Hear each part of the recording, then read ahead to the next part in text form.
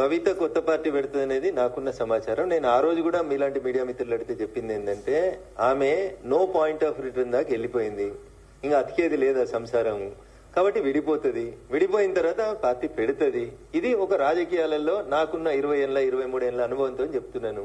2001 నుంచి ఆ కుటుంబాన్ని దగ్గరగా చూసిన వ్యక్తిగా, రాష్ట్ర రాజకీయాల్లో జరుగుతున్నటువంటి పరిణామాల్ని గమనిస్తున్నటువంటి వ్యక్తిగా, 2014లో అధికారంలోకి వచ్చిన తర్వాత కాంగ్రెస్ పార్టీ 2019లో పార్టీ పెట్టించిన విషయం మీకు మాకు అందరికి తెలుసు. కాబట్టి పార్టీలు ఎవరు పెట్టిస్తారు, పైసలు ఎవరు ఇస్తారు, ఎవరికి అవసరం అనేది చాలా స్పష్టంగా కనబడుతుంది కదా.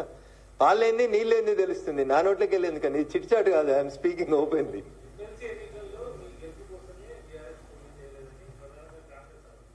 అన్న ఊర్లలో ఒక మోటు సామెత ఉంటుంది, ఆడలేక మధ్యలో ఓడిందని. నీకు క్యాండిడేట్లు లేక, నీకు పెట్టే దమ్ము లేక, పోటీ చేసే ధైర్యం లేక ఇట్లే మాట్లాడుతుంటారన్న. ఎంపీ ఎలక్షన్లలో కూడా పొత్తులు పెట్టుకున్నారు, పరోక్షంగా సహకరించారు. ఇవన్నీ తప్పుడు మాటలన్న. ప్రజలని అమాయకులుగా భావించి ఓటేసేటువంటి ప్రజల్ని తక్కువ చేసేటువంటి మాటలు ఎవరు మాట్లాడొద్దన్న.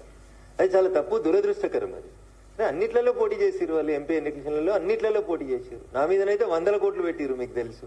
ఇక కాంప్రమైజ్ అయిన పాలిటిక్స్ ఏడు ఉన్నాయి అక్కడ? ఏడ కాంప్రమైజ్ అయ్యారు? ఏ సీట్ కాంప్రమైజ్ అయ్యారు చెప్పు. కాబట్టి ఇవన్నీ అబద్ధాలు, తప్పుడు మాటలు. ప్రజలు ప్రజాస్వామ్యబద్ధంగా డాక్టర్ బిఆర్ అంబేద్కర్ గారు రాసిన రాజ్యాంగం ఇచ్చిన పరిమితులకు లోబడి ఓట్లేస్తేనే భారతీయ జనతా పార్టీ ఎంపీలైనా, కాంగ్రెస్ ఎంపీలైనా, ఇంకొకరైనా గెలుస్తారు.